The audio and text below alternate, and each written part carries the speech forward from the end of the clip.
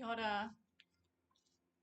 Just here to do quick card pull from Miracles Now.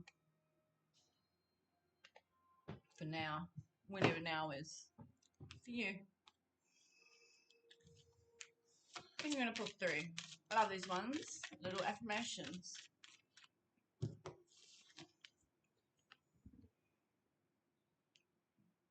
I begin my day with love. What does that mean to you? Because if I begin my day with love, and you begin your day with love,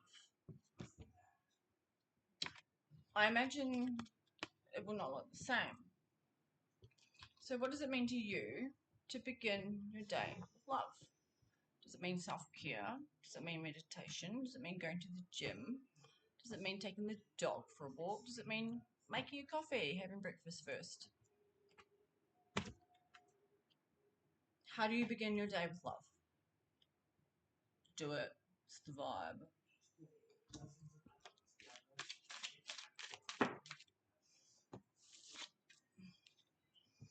When I move my body, I bust through all that blocks me from my true health and vitality. Love it. Love it. Removing blockages. Flushing out the channel. This is what's fucking happening outside at the minute. Time for the purge. Pulling in the bathtub plug. When I move my body, I bust through all that blocks me from my true health and vitality. If you want anything to move, but you don't move much, guess what? If you do, you're going to generate some movement. Piece of piss. Easy. Done. Plus, helps to move, remove stagnant energies, like if we're to cleanse the house, you know, in the corners and such, energy gets quite stagnant, so we must create movement, whether we be cleansing it via a holy smoke, or whether we clap into the corner, waft, wave, whatever all types of different cultures and societies do. It's to create movement and energy. Stagnant energy, it dies, it becomes dead. It's just not anymore. I show up for myself. Show up for myself and the world. You have to forgive me if this one's cutting out as well, this video. The weather. Surprise. I show up for myself and the world. What does that mean to you? What does that mean to you? For me, that means committing to at least one out of my comfort zone post, video, whatever. It also means not breaking my agreements. Is a big thing for me at the moment.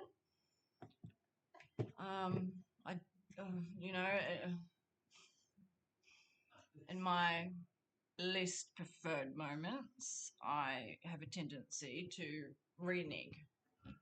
Not on big things, but what's little things, you know. And it's always to do with myself or like my dog, you know, and it sounds silly, but anyone who has fur babies will understand. And I cop it a lot if I renege on my agreements with her. Don't do it. It's not worth it. Just show up. There's one thing I've learned. No one else is going to show up for you. Sad as it is. In order to awaken the world to the light, oh, I love this, I must not be afraid to shine. In order to awaken the world to the light, I must not be afraid to shine. Feeling a little bit like confronted, you know. I feel like it's talking to me loudly right now. For that is my purpose. That's my job that I've chosen to awaken the world. Kid you not, fucking could have picked something easier, huh? Well, always taking the long road less travelled.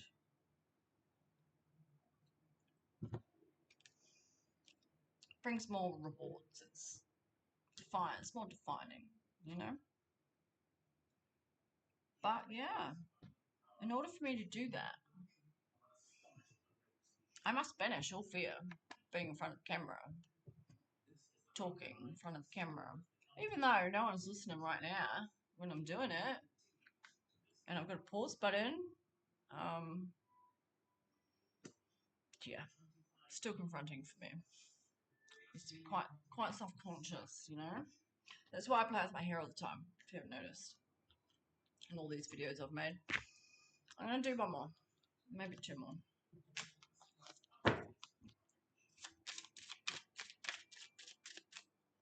See how many come out. Oh, don't want to tempt too many.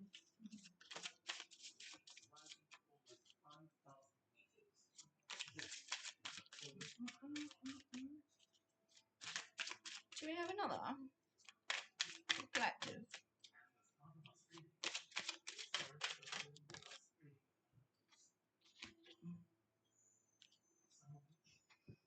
My eyes will see what I desire. I love this one because I feel like it works in at least two ways. So it's an affirmation. You're telling yourself that when you see what you desire, you're going to recognize it. But the other thing that you're subconsciously telling yourself is that your eyes are automatically going to attract you to that which you do desire. My eyes will see what I desire. My eyes will see what I desire. My eyes will see what I desire, and what I desire, my eyes will see. If that makes sense. Of course it does. One more.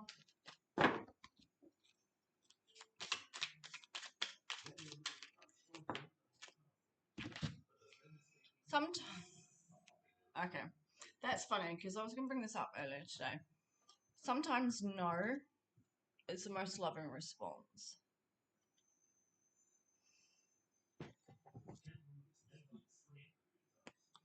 I came across a video yesterday,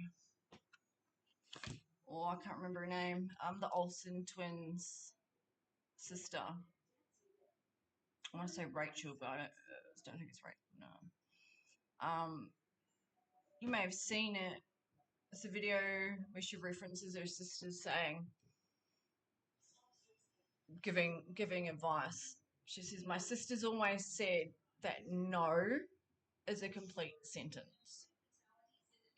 And I love that because I'm an over-explainer, which generally comes from like wounding or inadequacies. And so sometimes it's hard to say no. In my last video, I was talking about I find it really hard to walk away from people that need help. For example, 2 days ago, I was walking my dog whilst having a cigarette, and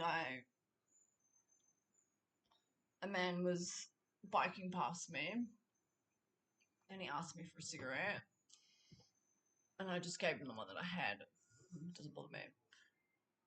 And he was really nice, but he didn't have anywhere to live or anything like that. And he asked me to drive him somewhere. I don't think I would ever do this, but because I'm a female and I was by myself. But it was really hard, you know? Like,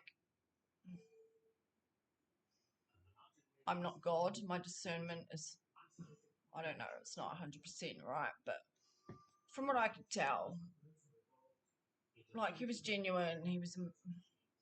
You could see his pain, you know. I really wanted to drive him just where he needed to go. The bike he was on, yes, he was on a bike, but it was just a random bike that he'd picked up. Yeah. I felt really bad. Because no one should be fucking homeless. Like, disgusts me. Yeah. Hence, change. But, oh, there was something else. Teal Swan, do you know what? I'm going to pull it up. Bear with me. Because I saw this today and it reminded me of that. A little video by Teal Swan. If I can find it quickly, I will play it.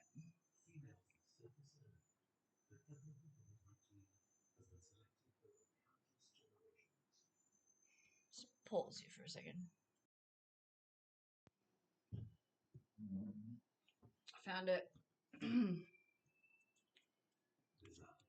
Let me just turn down Animal Planet. Okay. It's a Teal Swan clip. And it's titled, "This Has Been Taken from Women." Hopefully you can hear this. Just a reminder, we're on the sometimes no is the most loving response card. So listen to this. When a woman gets into a conscious energy exchange, she really needs to know what is a yes and what is a no for her. And if you want my honest truth, this is what has been taken from women, regardless of what culture it is that we're looking at.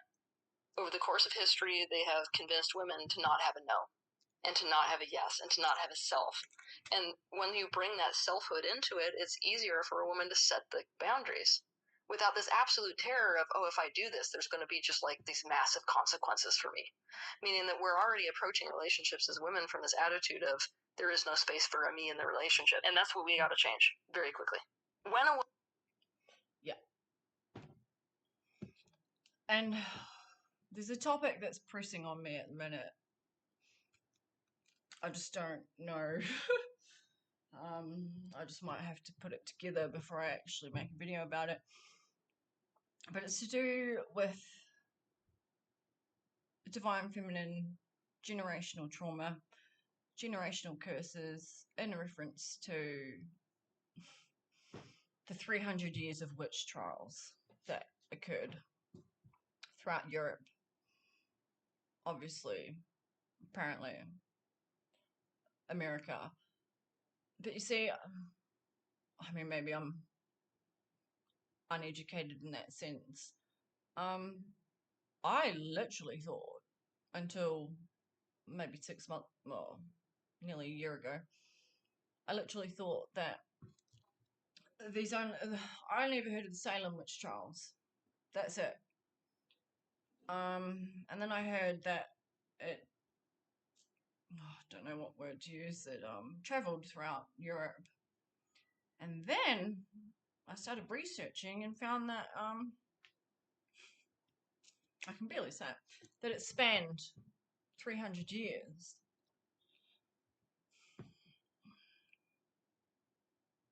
I'm going to keep this video short, but this is good. I'm glad it's come up. The amount of trauma in the divine feminine because of that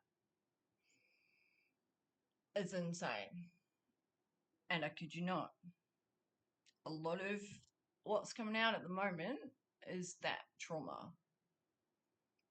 I see a lot of past life connections that have karmic ties to that time, including myself. During that time, I'm just going to speak as if I'm speaking to someone that doesn't know. During that time, women were either murdered in terrible ways or They were institutionalized. I didn't know that either. I didn't know. I just thought bunch of women, like, this is terrible. It's terribly ignorant of me. I just thought a bunch of women, you know, maybe over 50 years or something, yeah, got burnt at the stake and, yes, wrongly accused, but then I believe in magic, you know. Probably were some witches in there, and that was that, but no. Should have known better. History doesn't give us all the facts, does it? So the trauma that exists in the divine feminine runs very, very deep. And the betrayal that occurred, you know, like at times it would be a husband that would knock his missus in. It could have been a child. I mean, you know, a son or daughter that is scared into wanting to do good. You know, I'm sure there were children that got their mothers caught inadvertently. And the thing is, when they take away all the women from a society, well, society collapses, you know? Especially during those times, because women didn't work. They were mothers and carers, and, you know, they did the womanly things. And only the womanly things.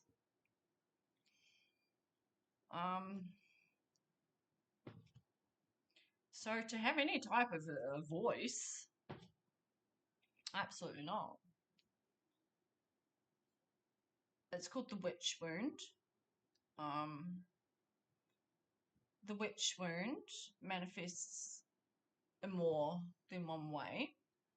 If it's something that resonates with you, I highly suggest looking it up, looking into it. The Alchemist, I don't know if anyone knows her, I forget her real name. She has a good video about the witch wound, and any channels that do good archetypal videos should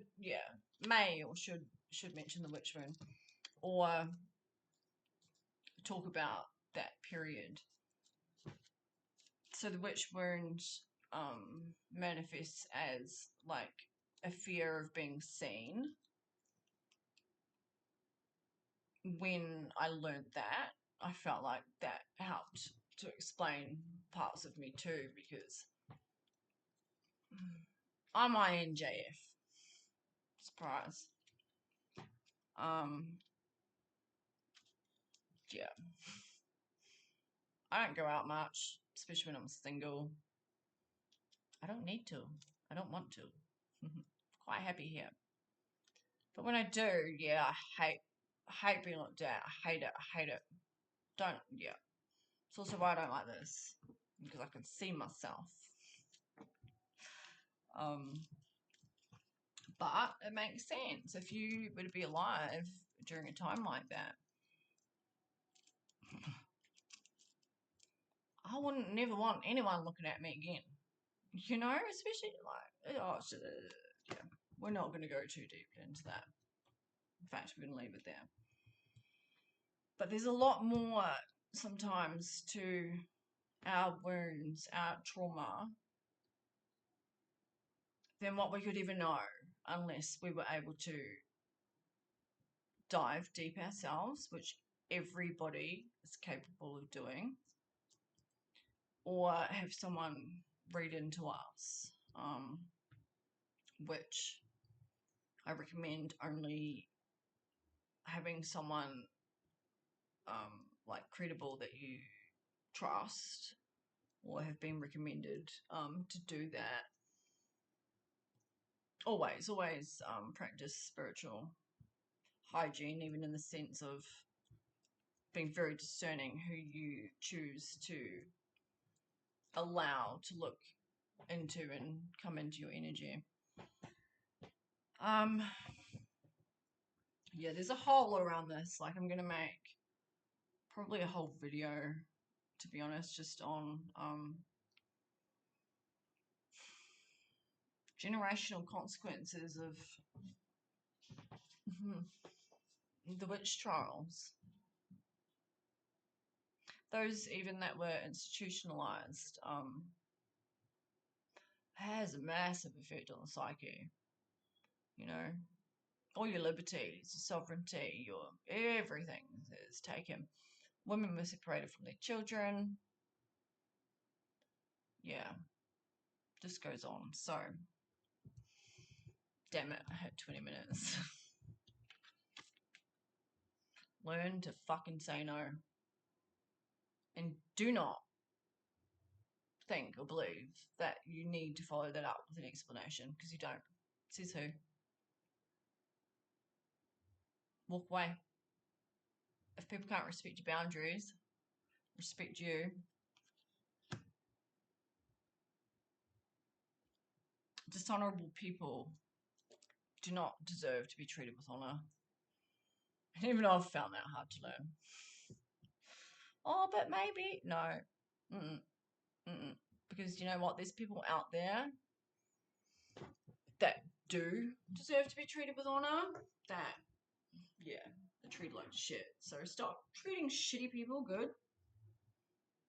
And yeah. Give it to those who deserve it.